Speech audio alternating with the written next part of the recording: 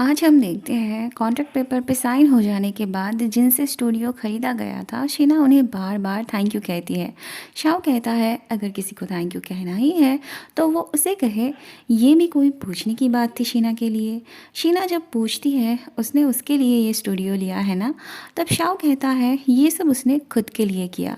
उसे कार्टून बनाना आता है तो उसके कंपनी में जब भी कोई एड रिलेटेड काम होगा तब उसे अपने कार्टून से एक्सप्रेस करना होगा। बाद में शीना पूछती है उसने इस स्टूडियो के बारे में पहले उसे क्यों नहीं बताया और उसे कैसे पता चला इस जगह के बारे में। शाओ कहता है क्या सब काम उससे पूछ के करना पड़ेगा। वहाँ नीचे शीजी गाड़ी पार्किंग को लेके गार्ड से झगड़ा कर रही थी। गार्ड उसे समझा ही नहीं पा रहा था कि ये सब उसके हाथ में नहीं, वो तो बस ऑर्डर फॉलो करने के लिए बैठा था। शीजी फिर भी उसके साथ हाथ लगा के झगड़ा करने जाती है। अब गार्ड भला क्या करता खुद को छुड़ाने के लिए। शीजी को धक्का लगने पे शीना दूर से देखते ही गार्ड से झगड़ा करने आ जाती है। नीचे शोर होते देख शियांचो भी आ जाता है। शीना को देख के वो पूछता है वो यहाँ क्या कर रही थी। तब शाओ आगे आता है बात करने। वो कहता है शीना की स्टूडियो ऊपर है और पार्किंग स्पॉट भी उसकी है। अगर उनकी वजह से कोई प्रॉब्लम हुई हो तो वो सॉरी है। उनके जाने के बाद शीजी अपने मन में सोचती है पहले तो उसके स्टूडियो के ऊपर खुद की स्टूडियो ली और फिर उसे डिफेंड करने का नाटक कर रही थी। शियांशु के दिमाग में बस एक ही ख्याल चल रहा था, हर वो जगह जो उसने बचपन में शीजी के साथ गुजारे थे, शीना कैसे वहाँ पहुँच जाती थी।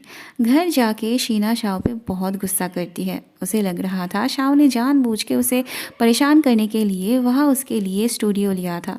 वो जानबूझ के शीजी के साथ उसका झगड़ा करवाना चाहता था। वो जितनी कोशिश कर रही थी शियांशु को भूलने की, शाओ बार बार उसी जख्म पे घाव दे रहा था। शाओ भी शीना की एक भी बातों से इनकार नहीं करता।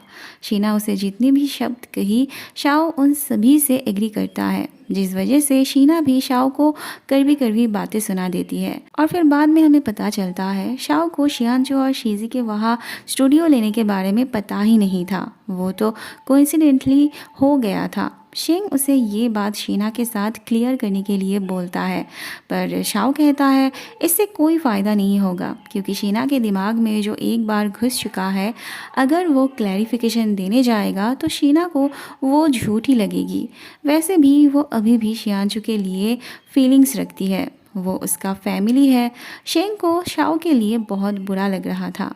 अगले सीन में हम देखते हैं शेंग ने भाई का बैकग्राउंड चेक कर लिया था और उसने अपने बारे में जो भी कहा था वो सब सही थी। फिर भी शाओ को भाई पे भरोसा नहीं था। ऐसे में शेंग के पास शीना का कॉल आता है।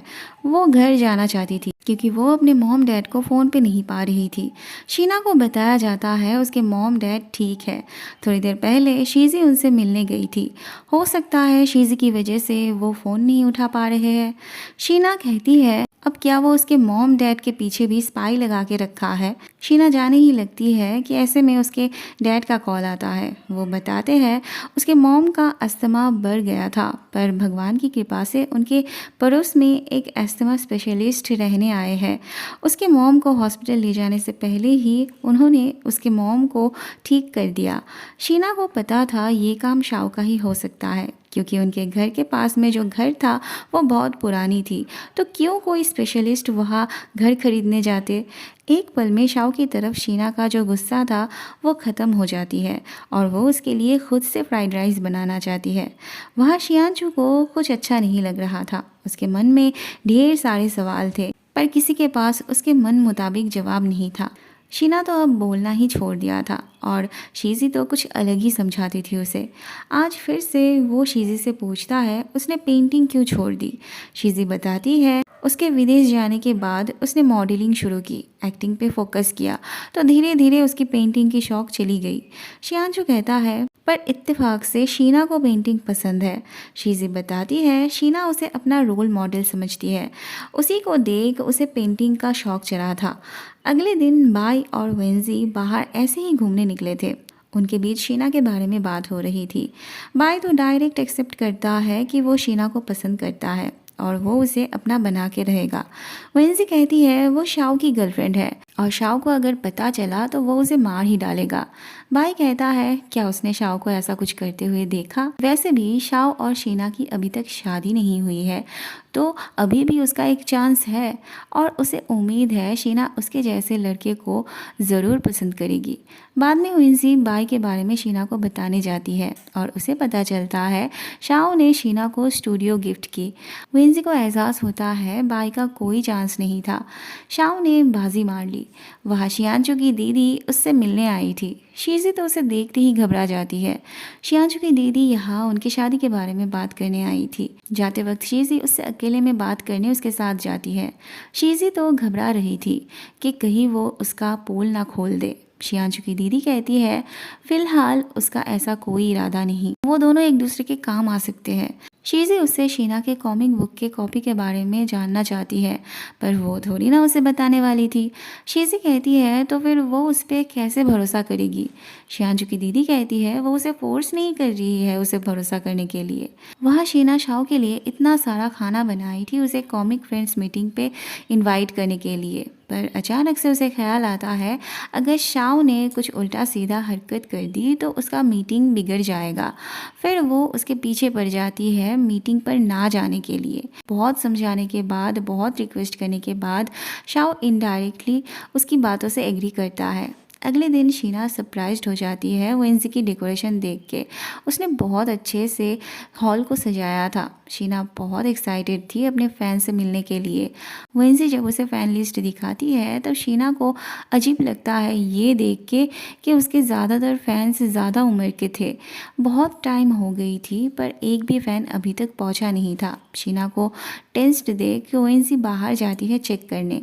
इसी बीच शीना अपने आप को तैयार करने लगती है फ़ैन के साथ उसे किस तरह से बात करनी चाहिए, कैसे बात करनी चाहिए।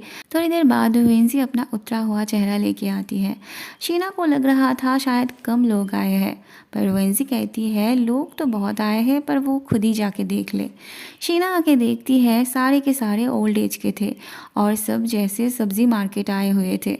हमें पता चलता है वो सारे लोग शाओ के कहने पर आए थे। उसने उन लोगों को पैसे दिया था यहाँ पर आने के लिए। शाओ का ये काम शेंग को बिल्कुल भी ठीक नहीं लग रहा था, पर शाओ को लगता था अगर उसने ऐसा नहीं किया होता तो एक भी लोग शीना के फ़ैन मीटिंग पर नहीं आते।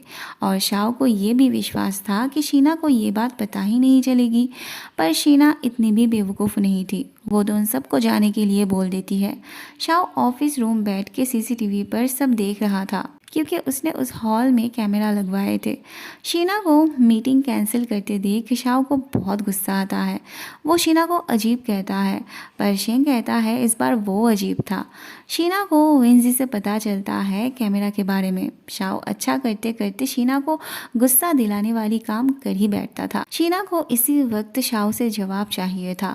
वो मिलने तो जाती है शाओ से, पर रास्ते में उसकी मुलाकात शियांचू से हो जाती है। वो शीना से ही बात करने आया था, पर इस बार वो उससे गलत मांग करने आया था।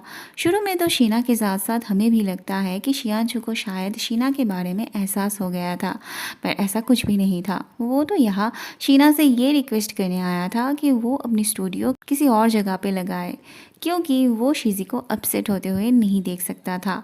अगर उसे भी अपनी बहन की फ़िक्र है तो वो उसकी बात मान ले।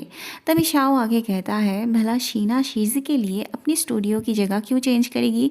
वो अपने आप को क्या समझता है? फिर वो शीना को वहाँ से ले जाता है। शाओ जब शीना को गाड़ी में बिठा के लिए जा रहा था तब बाई भी उन्हें देख उनके पीछे जाने लगता है। शीना को वैसे ही शाओ पे गुस्सा आ रहा था, ऊपर से शियांचू की बात आने पे वो और भी ज़्यादा भड़क उठती है। शाओ कहता है उसके जैसी लड़की की मदद करना टाइम वेस्ट के अलावा और कुछ नहीं। शीना भी ग्रेटफुल थी उसकी मदद से, पर उसके लिए अब बहुत हो चुका था। उसे ना ही अब शाओ की मदद चाहिए थी और ना ही उसे उसके घर रहना था। वो बीच रास्ते पे गाड़ी रोकने के लिए बोलती है। शेंग को समझ नहीं आ रहा था उसे क्या करना चाहिए। शाओ भी गुस्से में गाड़ी रोकने के लिए बोलता है। शीना गाड़ी से उतर जाती है और शाओ भी गाड़ी स्टार्ट करने के लिए बोलता है।